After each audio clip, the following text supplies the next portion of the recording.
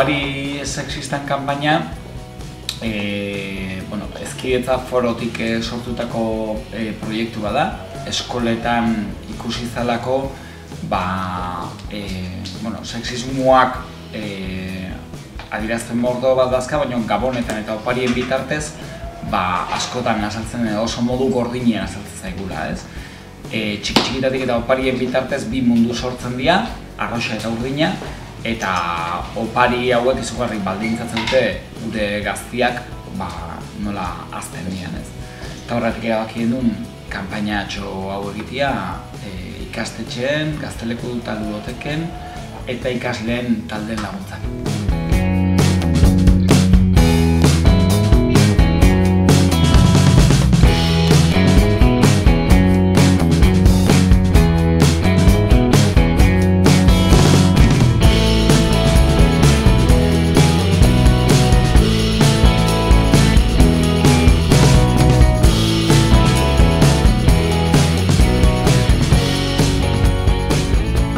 Talentik gatoz, eskolakuek eta hala, eta aiza eta asikin lantze edo pixkat. Eta, azte honetan, autobostien genuen eskolan ekintza bat baita, azte hau importanti ez dela, eta baiek zantzuen kanpaina horrekiko gaur antzerki morukoa nahi zebela egin. Berez, intentzioek alien itizan, baina hori jatia ezin izan da hemen nahi dugu egin ze azkenako.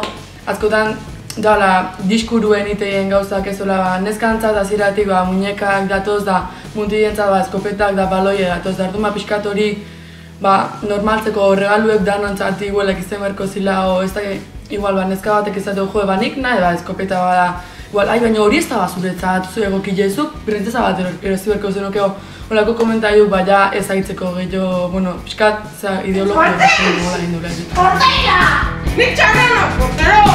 ¡Martín, portera, Ignacia! ¡Portera!